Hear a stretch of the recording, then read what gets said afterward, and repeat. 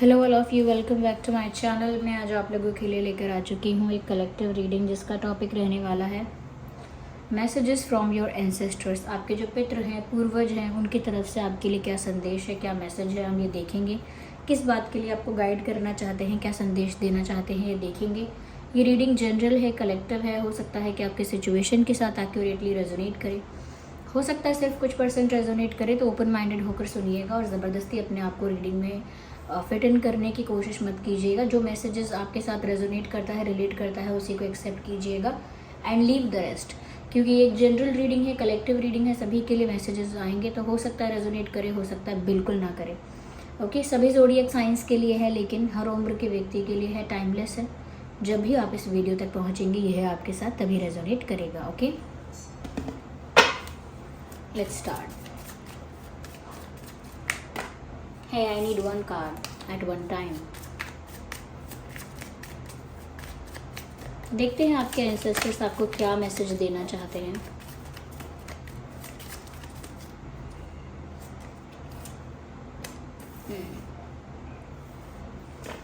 कहीं ना कहीं व्यूअर्स, यहाँ पर ये संदेश है कि आपने जो सपना देखा है, आपका जो भी विजन है, जो भी गोल है, या आपने जो भी सपना देखा है, उसके लिए आपको सफ़र करना चाहिए। सफ़र करना चाहिए नहीं, हिंदी का सफ़र कह रही हूँ कि यात्रा करनी चाहिए, अपनी यात्रा आरंभ करनी चाहिए। जो सपना आप देख रहे हैं वो पॉसिबल है। जो सपना आप देख रहे हैं उसे आप पूरा कर सकते हैं। आप में वो कैपेबिलिटी है, आप में वो स्ट्रेंथ है। लेकिन आप अपना सफ़र तय कीजिए और आगे बढ़ना स्टार्ट कीजिए। ओके, सपने देखिए और उनको पूरा करने की आपके अंदर कैपेसिटी है, तो आप वो जर्नी भी स्टार्ट कीजिए। ऐसा लगता है सिर्फ सपने देखना, या सिर्फ सपनों को बदलते रहना, या सिर्फ उनको आइडियाज़ को आइडियाज़ को सिर्फ जनरेट करते रहने से कुछ नहीं होगा। You really have to plan it and you really have to do it. Yes, जैसे आपने कोई गोल सेट किया है या आपका कोई विजन है, तो वो पूरा कैसे होगा, उसके लिए आपको एक टारगेट सेट करना होगा, एक रोड मैप चाहिए, एक प्लान चाहिए, उस प्लान के अकॉर्डिंग चलना होगा, चेंजेस भी करने होंगे, and then finally you will reach the goal. तो ऐसा लगता है कि सपना तो है आपके पास, विजन है आपके पास, लेकिन प्रॉपर प्लान नहीं है, प्रॉपर रोड मैप नहीं है कि जाएंगे कैसे वहाँ। What is the first step, what is the second one and the third one, कैसे क्या स्टेप फॉलो करेंगे। तो कहीं ना कहीं आपके पास एक सपना है, गोल है, एक डिज़ायर है, लेकिन उसको पूरा करने के लिए अभी आपने ज़्यादा स्टेप्स नहीं लिए हैं। तो आप अपना वो स्टेप लेना, या वो प्लान करना, या वो रोड मैप तैयार करना शुरू कर दीजिए। व्यूअर्स, ये गाइडेंस आपके लिए है यहाँ पे। Embrace the energy of peace, broken arrow. Viewers, जितना हो सके अपने जीवन में शांति रखिए, जितना ज़्यादा हो सके। अंदर से आपका मन शांत नहीं है तो उसको मेडिटेट करके, प्रभु का नाम उच्चारण करके, यानी कि नाम जाप करके, या और किसी तरीके से आप कर सकते हैं। तो अपने मन को शांत रखिए। और दूसरा, अपने रिश्तों में, अपने व्यवहार में दूसरों के प्रति पीस रखिए। क्योंकि व्यूअर्स, ऐसा लगता है कि लोग भी आपके साथ उलझने आ सकते हैं, प्रवोक कर सकते हैं आपको, इनफ इंस्टिगेट कर सकते हैं आपको कि आप कुछ बुरा बोल दें, आप शब्द बोलें, गालियाँ निकालें, ऐसा आपको इंस्टिगेट कर सकते हैं। इस तरह से आपको नीचा दिखा सकते हैं कि आप डिसरिस्पेक्टेड फील करेंगे और उस चिड़चिड़ाहट में बोलेंगे। ओके, या किसी के प्रति रिवेंज की भावना आ जाएगी, या किसी के प्रति गुस्सा ज़्यादा हो जाएगा, अग्रेशन बढ़ सकता है आपका। तो व्यूअर्स, आपके एंसेस्टर्स जो है वो आपको इसी चीज़ के लिए गाइड कर रहे हैं कि घर में झगड़ा कर रहे हैं अगर आप, तो घर में झगड़ा बंद कर दीजिए। माता पिता से झगड़ा करना, आपका भाई बहनों से झगड़ा करना, रिश्तेदारों से झगड़ा करना बंद कर दीजिए। झगड़ा मत कीजिए। अपने पुराने कर्मों का फल समझकर सह जाइए। सहन शक्ति भी शक्ति है। ओके, सहना ऐसा तो नहीं, अगर कभी कुछ सहने को हमेशा ही गलत माना जाता होता तो फिर इंसान ये क्यों कहता सहन शक्ति। क्योंकि सहन करना भी एक शक्ति है, एक पावर है। सबके पास नहीं होता ये कि वो सहन कर सके। तो जब भी लोग कहते हैं अरे आप सह रहे हो, आप वीक हो क्या, आप सह रहे हो, आप इतने दुर्बल हो क्या, तो अगर सहना कमज़ोरी है तो फिर सहन शक्ति क्यों कहा जाता है। सहन कमज़ोरी या सहन दुर्बलता ऐसा क्यों नहीं कहते। सहने को दुर्बलता क्यों नहीं कहते, सहन को शक्ति क्यों कहते हैं। तो सहन शक्ति का मतलब ये व्यूअर्स, वो पावर है आपके पास।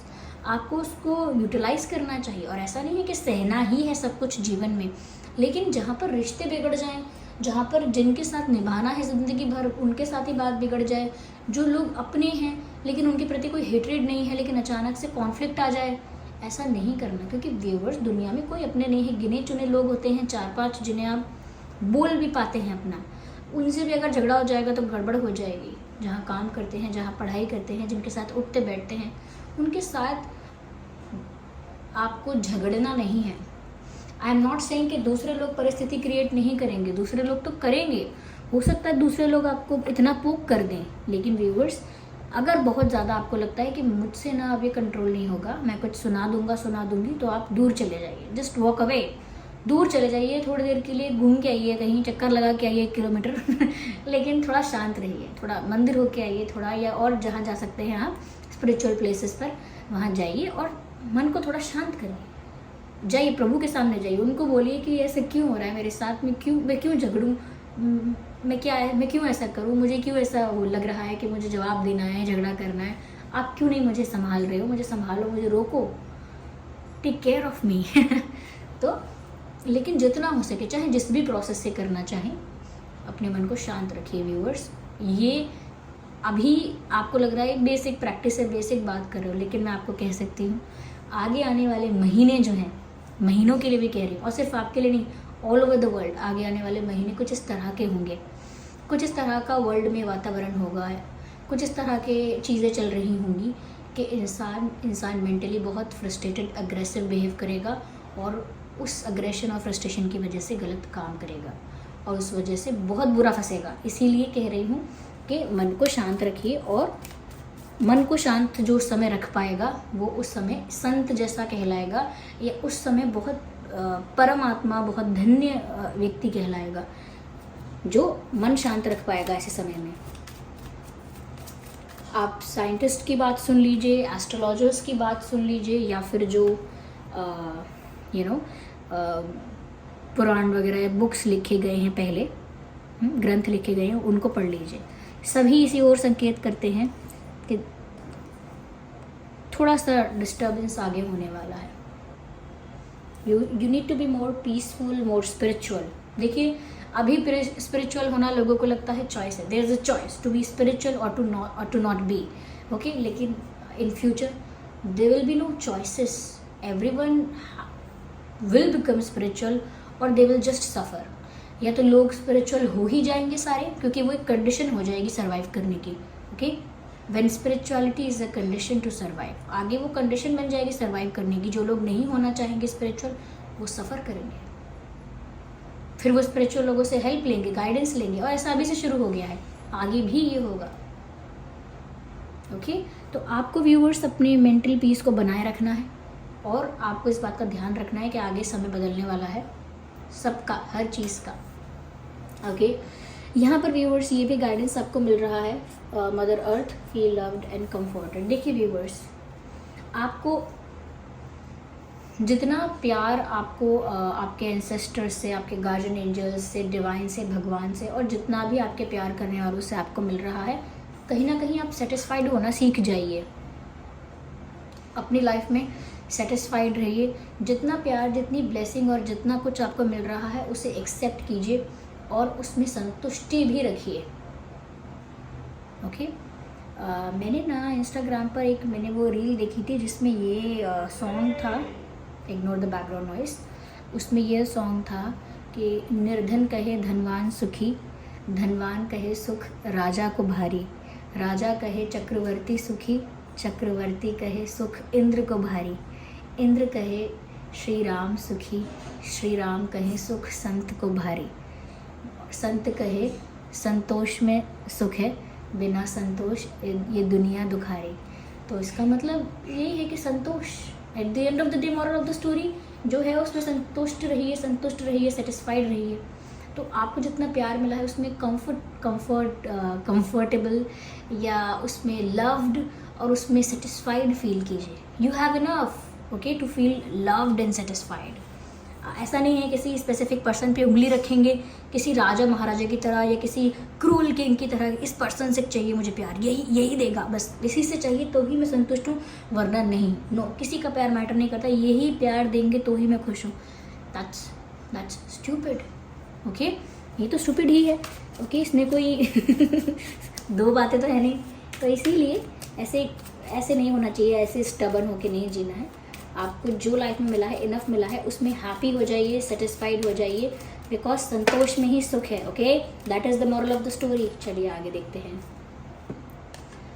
Trust in the higher forces. Again, आप भगवान पर ज़्यादा फेथ रखना स्टार्ट कर दीजिए क्योंकि ये देखिए, आपने एक चीज़ नोटिस भी की होगी, यंगस्टर्स में भी बहुत नोटिस की है, और सोशल मीडिया पर तो आप देख ही रहे हैं। खैर, सोशल मीडिया पर दोनों तरह की चीज़ें हैं, थोड़ी फेक भी चल रही हैं, थोड़ी रियल भी चल रही हैं। तो लेकिन आप जब नोटिस करेंगे अपने खुद से, अपनी आंखों से देख के, तो आपको समझ में आएगा अपने एक्सपीरियंस से कि अचानक से एक वेव है ऐसी कि सब लोग स्पिरिचुअल ज़्यादा हो रहे हैं, और नहीं भी हो पा रहे हैं तो एक्चुअली वो स्पिरिचुअलिटी की तरफ ज़्यादा झुकाव उनका हो रहा है, ज़्यादा इंटरेस्ट उनका डेवलप हो रहा है स्पिरिचुअलिटी में। ज़्यादा लोग स्पिरिचुअल होने की कोशिश कर रहे हैं, ज़्यादा से ज़्यादा लोग वेजिटेरियन होते जा रहे हैं। ओके, वेज खा रहे हैं क्योंकि उनको पता चल रहा है it is not spiritual to मतलब कंज्यूम एनिमल्स, क्योंकि एनिमल्स में इमोशंस हैं, इमोशंस से फीलिंग्स, वाइब्रेशंस, सब नेगेटिविटी जनरेट हो रही है। ओके, तो वो समझ रहे हैं कि हम इसे कंज्यूम करेंगे तो हमारी एनर्जी क्या होने वाली है। ओके, और साथ ही साथ लोग गालियाँ देना या अभद्र बातें करना, गलत चीज़ें देखना छोड़ते जा रहे हैं, कम करते जा रहे हैं।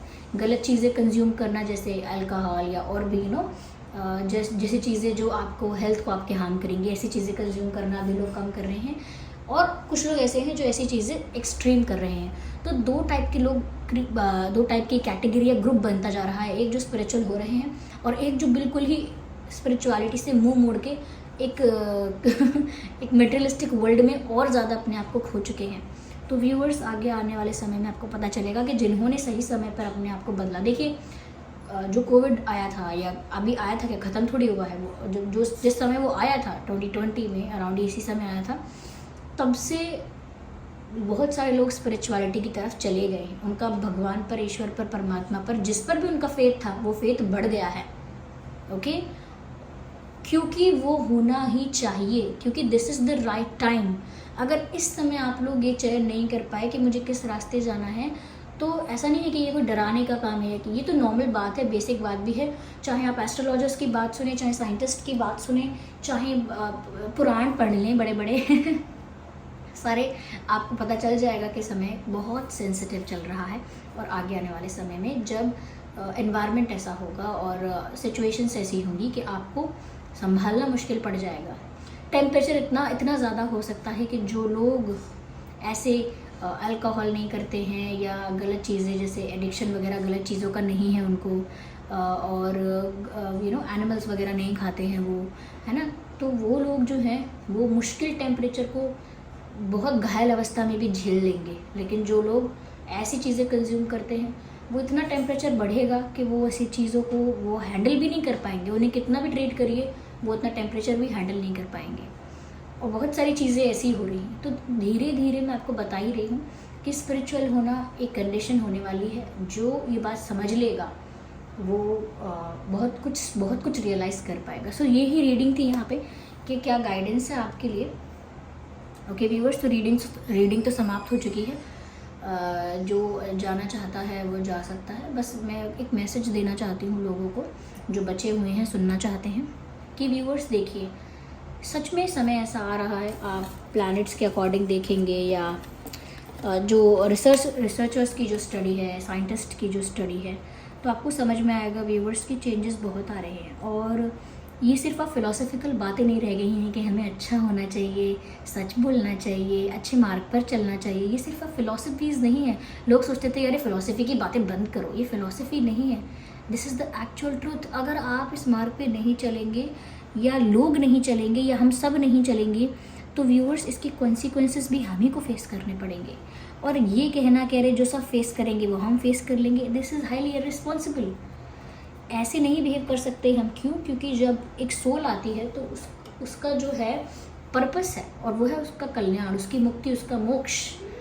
ओके। तो उसके लिए आपको पहले से ही अवेयर किया जा रहा है कि सही समय है कि आपको इनफ चेंजेस अपने अंदर लाने शुरू करने चाहिए। झूठ बोलना कम कर दीजिए, मत बोलिए झूठ, गालियाँ देना तो बिल्कुल बंद कर दीजिए।